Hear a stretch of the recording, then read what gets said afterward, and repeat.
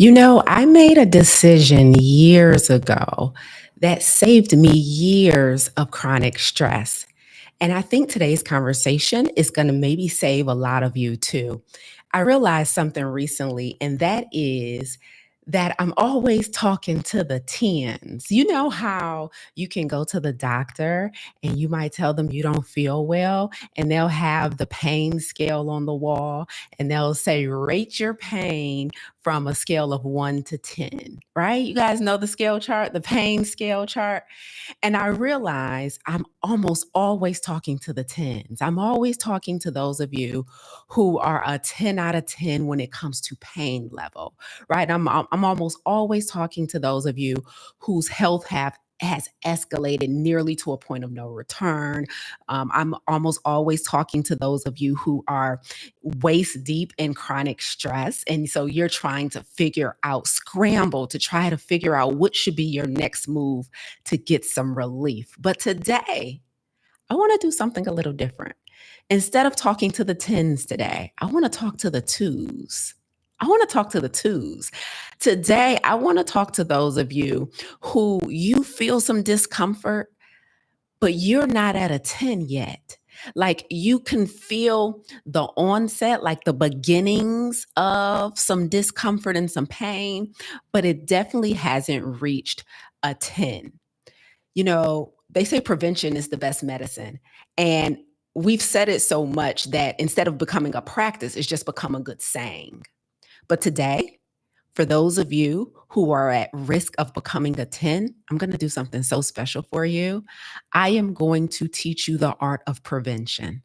Today, for those of you whose stress is just at a 2 and it's not at an 8, 9, or 10, I'm going to share with you my story. I've shared it before, but I'm going to share it from a different perspective that I believe will help many of you avoid chronic stress, right? Like I've been in the health coaching business for so long that I'm so used to working with individuals who have been trying to lose weight for years, who have been battling high blood pressure for decades. I'm so used to working with individuals whose blood sugar and diabetes has been out of control. I'm so used to working with individuals who are in like stage 3 or 4 kidney failure. And I realized, and I have to apologize to you guys, sometimes I neglect those of you who aren't there yet. But if you don't change something right now, you could end up there. So, what I'm going to do for you guys today is I'm going to tell you an embarrassing decision that I had to make years ago that caused me some discomfort. But in exchange for that embarrassment and in exchange for that discomfort, I literally saved myself years of chronic stress. So, something super cool happened last weekend.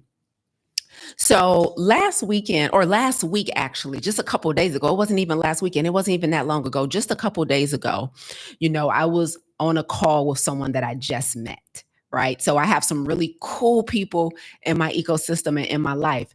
And somebody emailed me recently and she was like, Lisa, I have someone I want you to meet.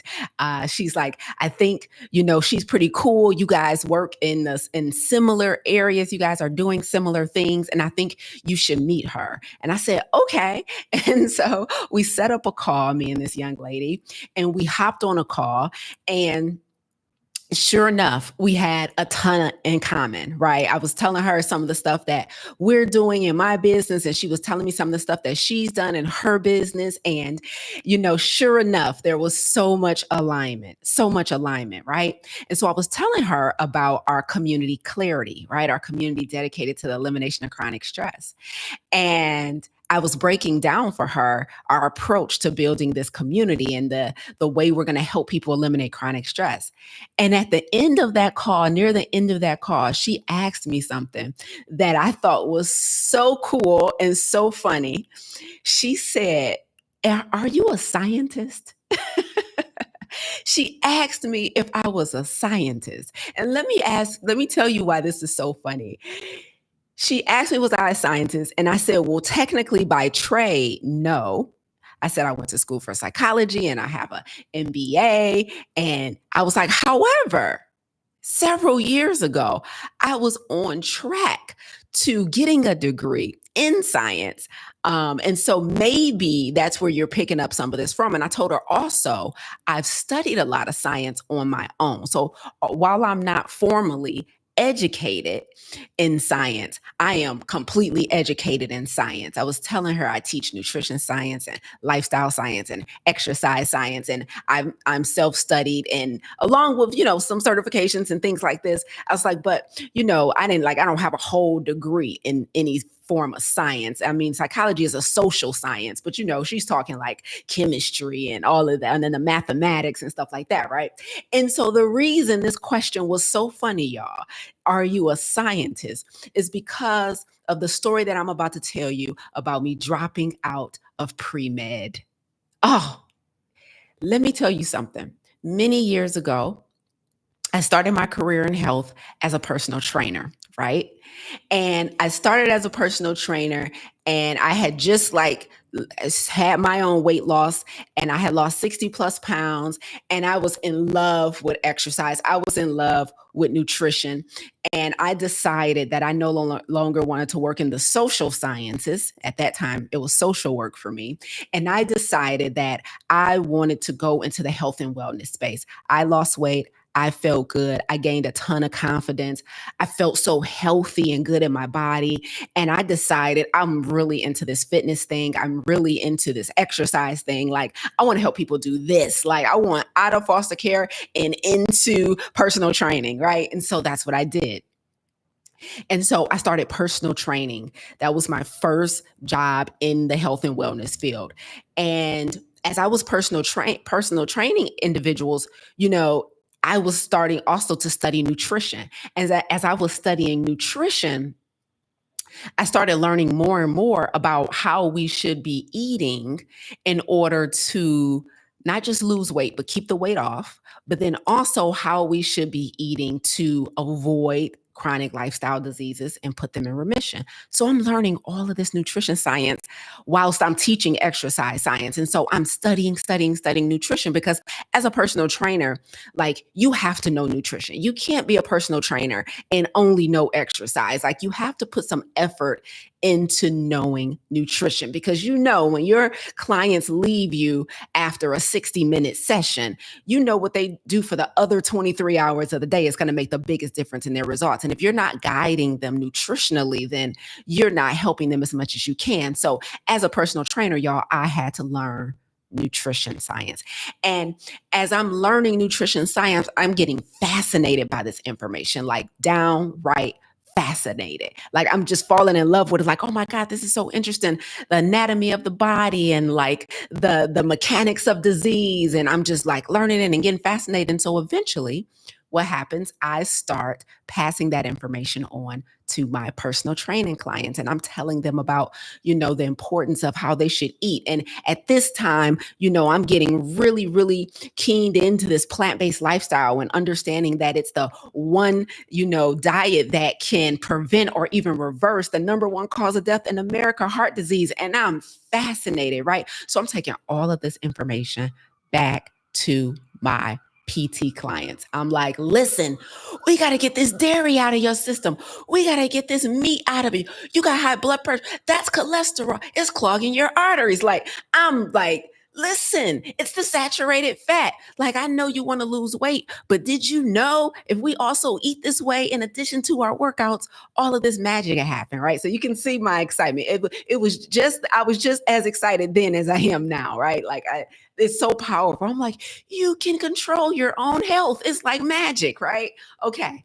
So you can imagine, I'm excited. I'm learning new stuff. I'm doing it on myself first. It's working for me. I'm feeling my best. And so then I start passing on to my clients. And eventually my bubbles started getting burst, one after one. Pop, pop, pop. Because I'm sharing this information with people, and people are coming back and they're saying, but my doctor said I got to eat red meat for iron. Pop. But my doctor said I got to eat meat for protein. Pop. But my doctor said I got to eat dairy for calcium. Pop. One after one, my bubble just kept getting burst. over and over again. Here I am sharing new information with people, and one after another. But my doctor said if I take animal products out of my diet, I'm not going to be able to get everything. Like, I'm going to have to be on I'm going to have to take supplements. Like, you can't get everything from plants. Like, pop, one after another. So guess what I did? I got so tired. I got so tired of hearing my doctor said, my doctor said, my doctor said, that guess what I did? Guess what I did? I decided to become the doctor.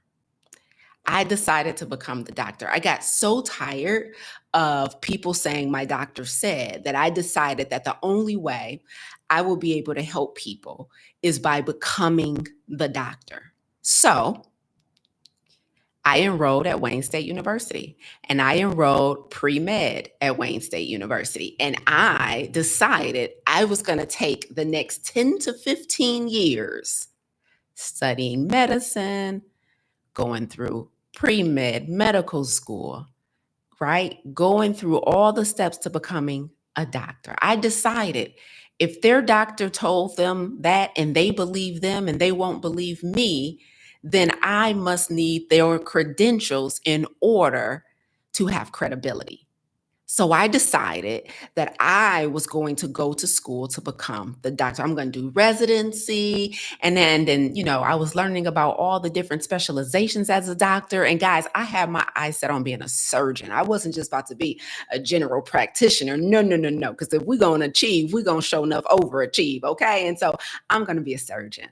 Right. And so I enrolled in school and pre-med, and I decided that I was going to become the doctor that said once and for all. Maybe they'll listen to me if I have those credentials, because they're not listening to me as just a coach. And it made so much sense to me. So I did what I had to do right now, because my other two degrees are not in the sciences. I had to do all of these pre-med classes in science. So I'm taking biology and I'm taking chemistry and I'm taking all of these other classes to make sure I'm prepared for medical school. And so I was doing these pre-med classes for 2 years. For 2 years, I was doing these pre-med classes. And you know what happened? After about 2 years, I'm still working as a personal trainer. And by this time, I'm starting to go out on my own. So I'm running my own business as well. I'm working for someone else initially a couple hours a week as a PT. And then I'm working on building my own clientele, because by this time, I had launched my own online personal training company. And I am getting completely exhausted and overwhelmed completely. And it's becoming so much, and it's becoming a lot, and it's becoming too much, and trying to keep up with classes. And by the way, I was going to school in person. So I was literally driving to the campus every few days to attend my classes, right? Because I'm doggone it, I'm going to become the doctor who said. That was the goal. Nobody will listen to me without these credentials.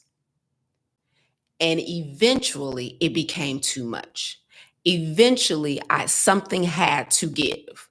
There was no way I could keep up with all of my classes and excel the way I wanted to excel at Wayne State, and run my business and uphold my responsibilities to the gym that I was working at. Like, something had to give, right?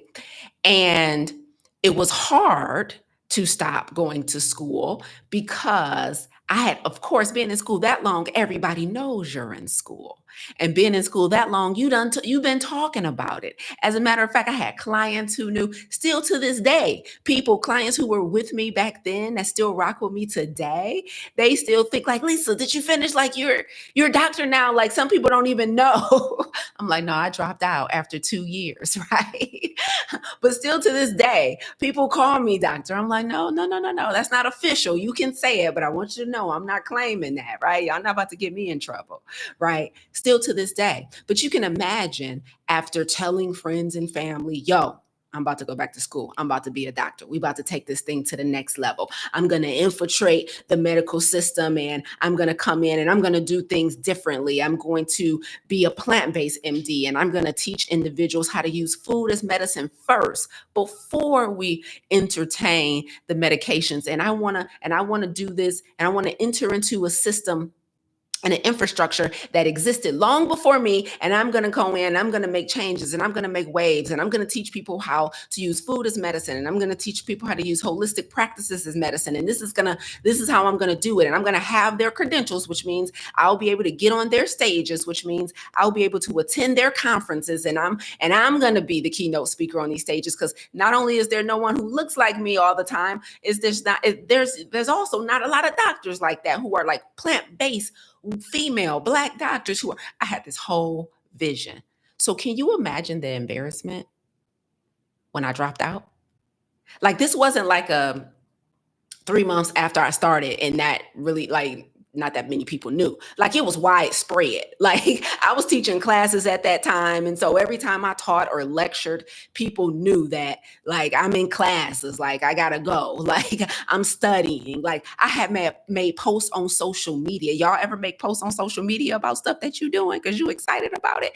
I had made posts on social media showing the stuff I was studying in the sciences. I was excited when I passed organic chemistry 1, even more excited when I passed organic chemistry 2, taking biology tests. Like I'm going to study halls, y'all. I was on campus.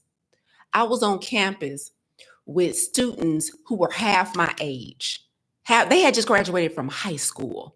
And I was in study groups with them, right? Like I'm telling my partner, like I gotta go. I'm about to go to this chem study group at the library. Like I was knee deep back in university. I already had 2 degrees, a bachelor's and a master's, but I was knee deep back in there. All because I had too many people tell me in a row, my doctor said, my doctor said, my doctor said, right? Over and over again. So I need to tell you, can you imagine the embarrassment when I decided to stop going?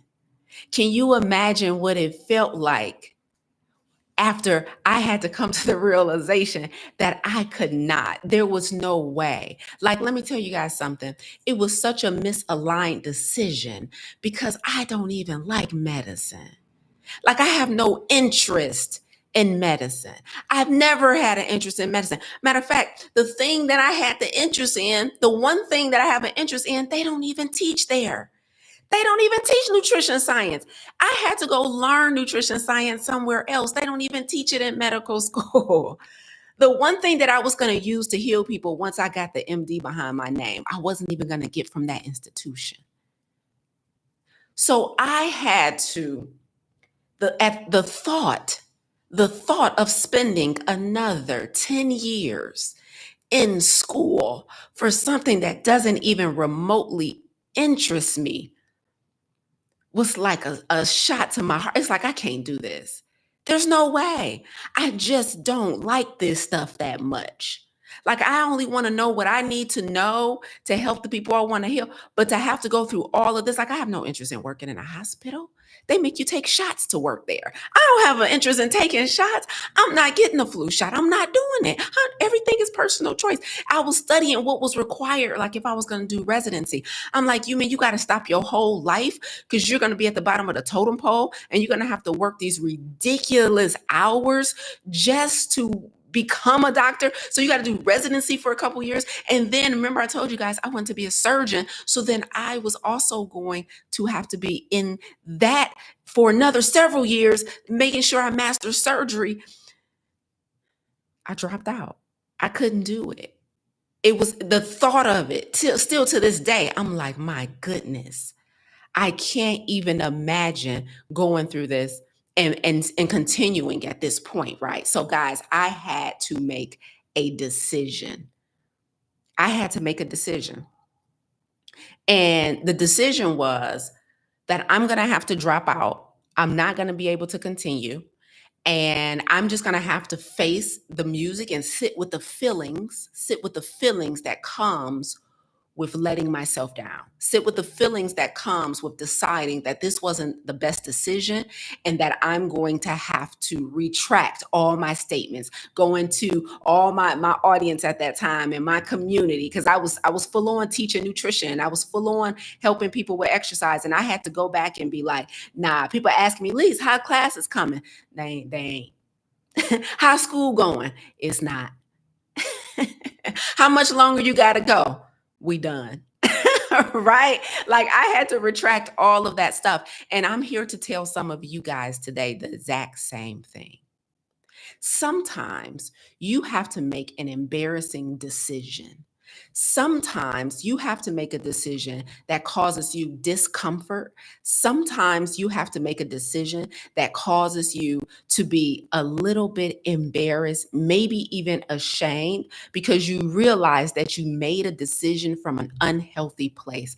I didn't enroll in school because I really cared about medicine. I didn't enroll in school because I always wanted to be a doctor. I always wanted to be a teacher, which I am today. I never enrolled in school because I had a desire to help people with their health via the healthcare system. I always had a desire to help people with their health directly one on one.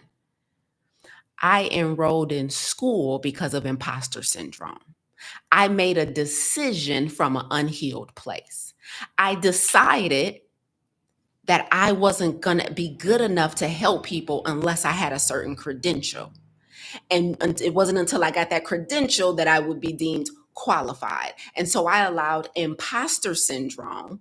I allowed imposter syndrome to make a decision for me. Catch it. I allowed imposter syndrome to make a decision for me, not the healthy, clear headed version of Lisa, but I let the clouded, I'm not enough, the stories that we tell ourselves when we're alone, I let those stories make a decision for me back in 2000 and what, 17, 18, right? And so when I decided to drop out, although it stung a little bit, not because I was giving up a dream of medicine, but just because it was embarrassing that all of these people were expecting me to become a doctor. And I decided I wasn't going to continue on that path. And so what I did was I left. And by leaving school, I saved myself 10 or more years of chronic stress.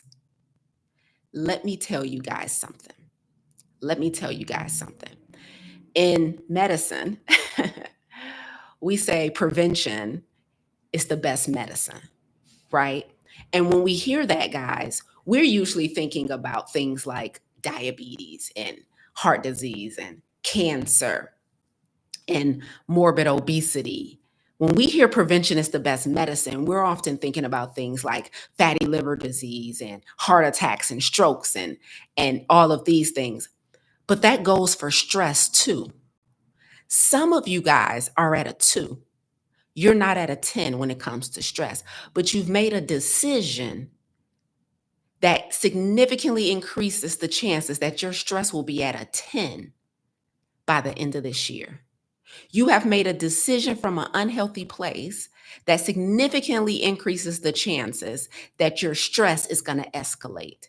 If I had continued down the path of medicine because I didn't think I was good enough to help people in their health without that degree, I would have caused myself loads of stress and overwhelm and exhaustion and fatigue.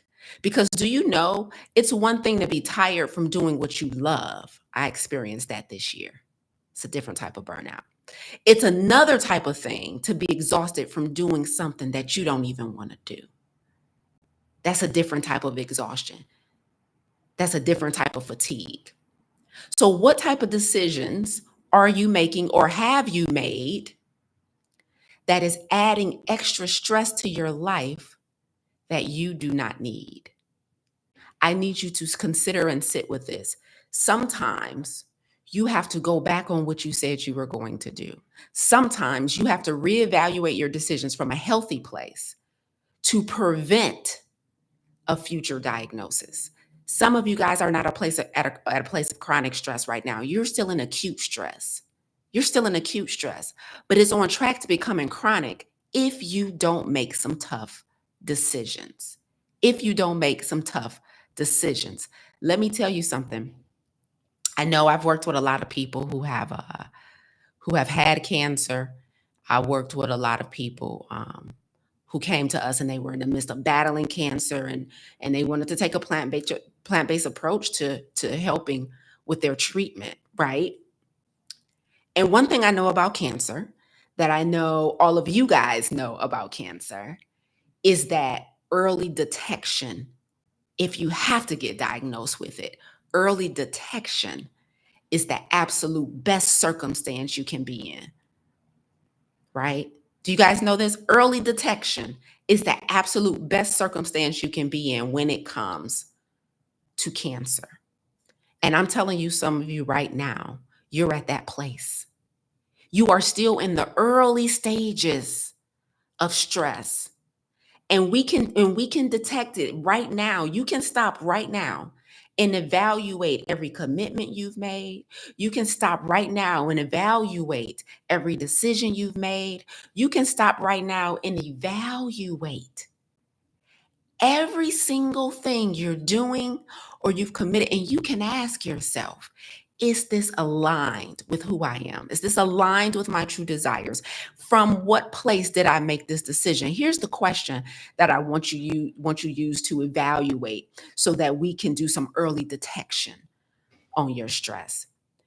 Has an unhealed version of me committed to something that a healed version of me never would have agreed to?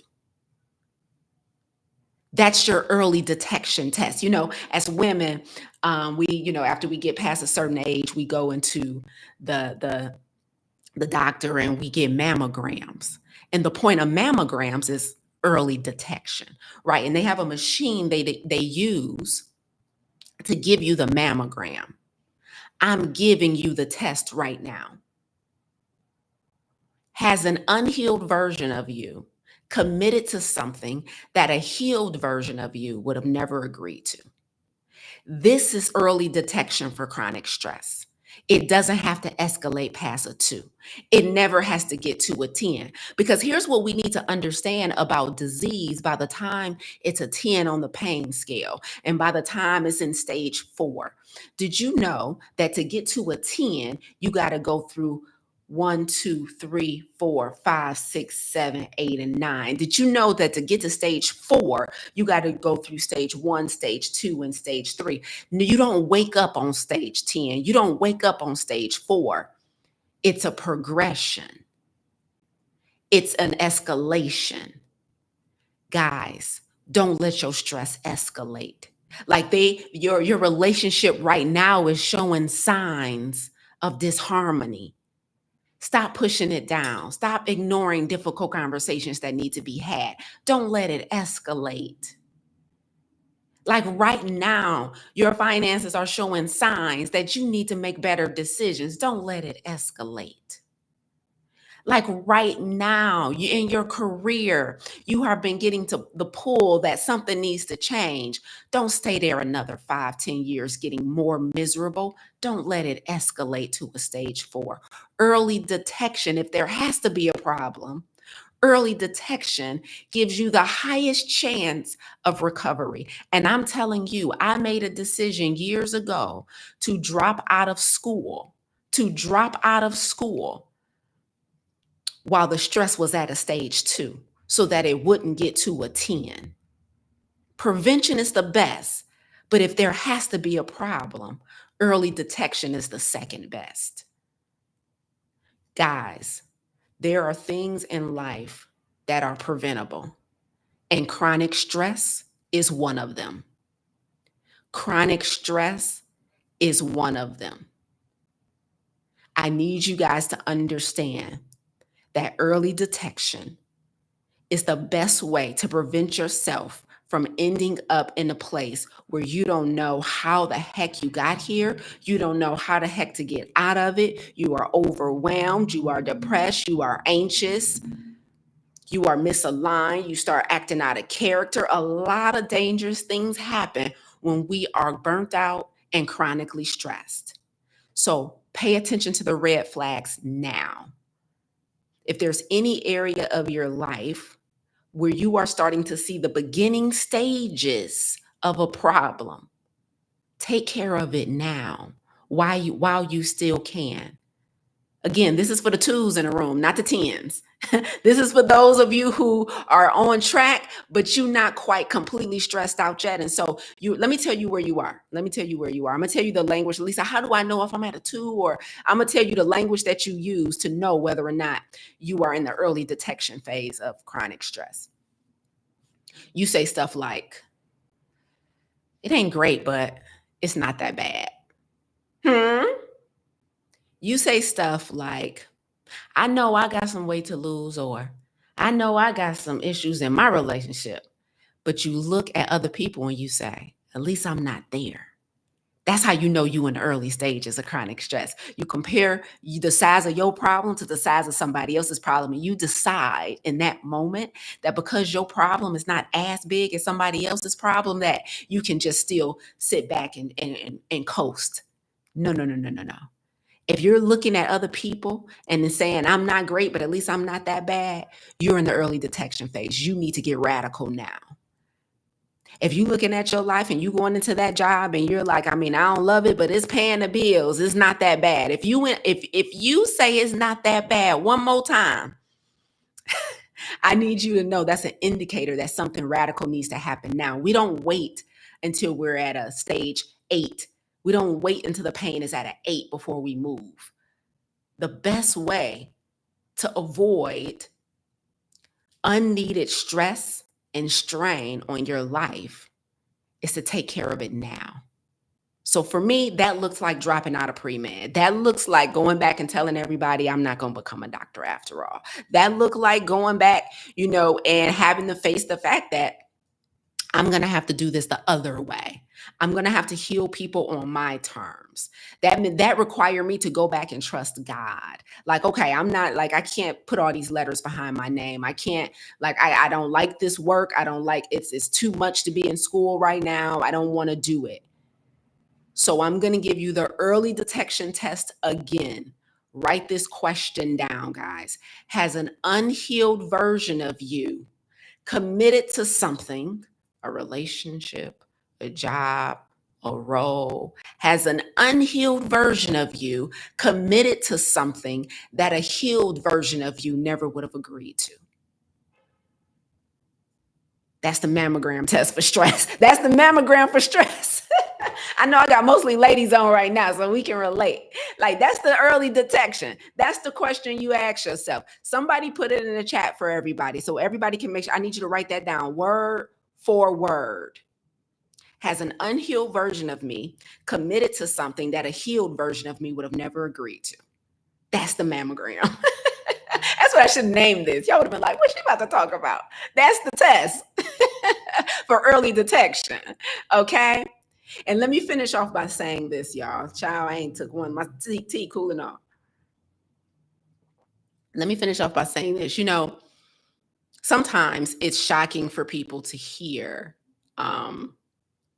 when I promote elimination over management. So, when it comes to health issues, physical health issues, I promote eliminating things like obesity and high blood pressure and high cholesterol as opposed to managing it, right? Like, our doctors and our healthcare providers and people we love, they encourage us to manage it. Make sure you take your shot, or make sure you wear your cuff every day and test your numbers. And that's watching it and monitoring it that has nothing to do with reversing it, right? And so when I come into the picture, and when people discover me and they start listening to our content and they come into our 30-day challenge, and they come into our programs, and we take an elimination approach versus monitoring and managing it approach, it seems extreme, and it seems like it's really hard because people are used to managing things. And when you're managing something, you ain't got to work that hard. You just got to make sure you check your blood pressure every day. You got to just make sure you don't miss a doctor's appointment. You just got to make sure you take your medication on the schedule. So managing a condition appears as if it's easier than elimination, because elimination requires you to stop eating all the saturated fat. Elimination requires you to stop eating all the refined sugar. Like, elimination requires you to stop drinking right now. Like, elimination requires you to sweat. They're like, can I just monitor it? Can Can I just wear my thing? Can I just wear my cuff? Can I just take my insulin? Can I just make sure I get my meds refilled on time? Like management on the surface seems like it's easier than elimination. So when I come in and I say stuff like, we shouldn't be managing stress, we should be eliminating stress, that sounds crazy to people because from a cultural standpoint, we've only been given permission to manage it.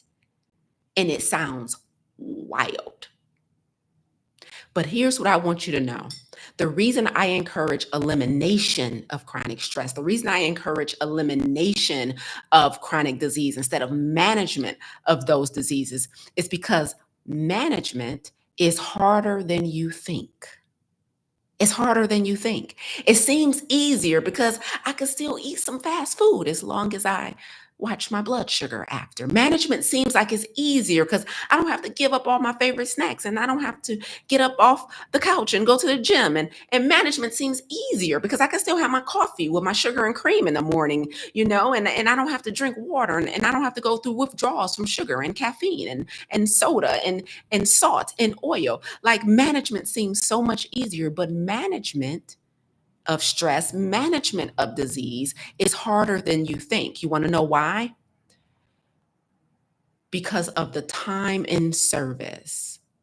When you're managing a condition, you have to manage it indefinitely. When you do the work to eliminate a condition, it's hard immediately and then the pain is gone. When you have to manage stress, when you have to manage diabetes, when you have to manage obesity, you have to manage it indefinitely to make sure it doesn't escalate. It's actually harder to manage something than it is to eliminate it. So I'm telling you right now, stop making easy decisions and start making harder decisions. Stop thinking it's enough to just pray and meditate and do yoga and take days off and just manage the stress that is your 9 to 5 and start doing the harder things of sitting down and really mapping out an exit strategy from this situation instead of thinking I'm just going to breathe my way through it. I'm just going to self-care my way through it. I'm just going to journal my way through it. I'm just going to do a girlfriend getaway every quarter to exhale a little bit and then come back to the foolishness. Management is actually harder than you think. I promote, teach elimination because while it's harder up front, it was absolutely hard to drop out of school because I had told everybody I was going to be a doctor.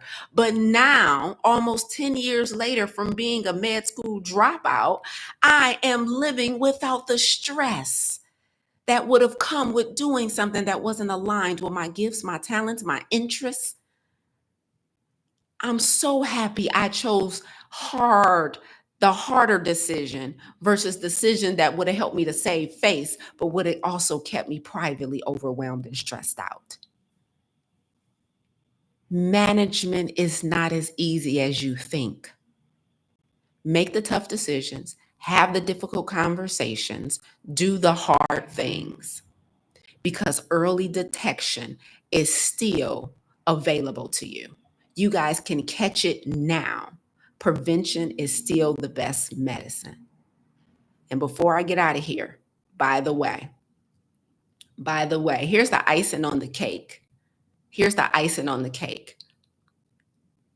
Less than a year after dropping out from Wayne State University, guess what? I was invited back to speak on the impact of plant-based nutrition on mental health, right? And guess what? Guess where I was speaking at Wayne State? Less than a year later, I was speaking to first and second year medical students. The same school that I had just dropped out from less than a year later, I was invited back. I was invited back to speak to medical school students. I wasn't just invited to Wayne State, I was invited to Wayne State Medical School to speak to the students about how plant-based nutrition impacts health. Listen, I thought God had called me to be a student, at the medical school. He had called me to be a teacher. And so I hope that motivates some of you guys to understand you have to start being careful about the decisions you make when you have stories in your mind that are telling you you are not good enough, when you have stories in your mind telling you anecdotes of lack, telling you this is all you can do, stories that's telling you you're not good enough, stories that's telling you that it's too hard, stories that's telling you it's just safe to stay here, stories that's telling you that if you leave this long-term relationship, you'll never be able to find anybody else and it's not that bad, so I'm not going to advocate for a blissful relationship. Like, be very careful with the stories that you are allowing to make your decisions. That's all I got for y'all today. That's all I got for y'all today. Prevention is still the best medicine. Listen. Let's go ahead and drop some takeaways in the chat before we get up out of here. Thank you. Miss O Jury Designers, you hitting the jackpot this morning. Thank you. Thank you. Wanda, thank you for putting that question in the chat for me. Any takeaways today, y'all? Any takeaways today? Thank you, everybody, for being on today. I would love to hear your takeaways. Thank you, Malika. Aw, I love you guys so much. That's pretty cool. Listen, as you drop your takeaways in the chat, I want you guys to know we're launching. I've been teaching a program called Clarity for the last 2 years, and we're just about to launch the third iteration of Clarity. And we're launching it, wait, I was about to say next month, but next month is technically August. So in September, we open up the doors for Clarity. And so Clarity is a community dedicated to the elimination of chronic stress. So if you need assistance with understanding how to craft an exit strategy from chronic stress, how to craft an enter strategy for your more desirable circumstance, and how to craft an engagement strategy that will help you get there, then you need to be in Clarity, our community dedicated to the elimination of chronic stress. I put the link in the chat to hop on the wait list. Just hop on the wait list. We're going to open it up for you guys in September. Those of you who are in the 30-day vegan challenge, you guys are going to get opened up much earlier. We'll be talking to you next week. But for those of you who are not currently in our 30-day vegan challenge, we'll be opening it up for you in September. Okay. And that list to get on the wait list is linked in the chat here. Because I could tell you one thing. One of the things that has really helped me work through making really hard decisions that really challenges sometimes your identity is being in community. I've been in communities now for the past 5 years consistently nonstop. And community can really change the game for you, especially if the community is led by somebody who has already done what the community sells, right? So I can tell you for a fact that I personally have eliminated chronic stress in about 4 different circumstances, like with my health. I eliminated chronic stress on my weight loss journey. In relationship wise, I left a relationship that was over 10 years old. Chronic stress. From a healing, I did the hard work of healing from abandonment from my biological father. So when I tell you the systems that we're going to teach you for eliminating chronic stress inside of Clarity are all things that I've personally done. I've modeled all of our curriculums off results that I've personally gotten so that I know I'm giving you guys a blueprint that works. And so if you're interested in being led by someone who completely understands what it's like to have chronic stress in your career, I left my 9 to 5, that understands what it's like to have chronic stress in your health, in relationally or healing from past trauma, then we want to invite you into Clarity. And so the wait list for Clarity is now open. So click that link in the show notes or in the chat to get on the wait list. And we'll definitely be doing some sessions to give you more information so you can better understand. Okay, let's see. Thank y'all for the takeaways. I love y'all for that. Wanda says, early detection, baby. Regina, do the work so you don't waste your time. Doreen, this keynote just answered all my questions and concerns. Thank you for your obedience. Thank you, Doreen.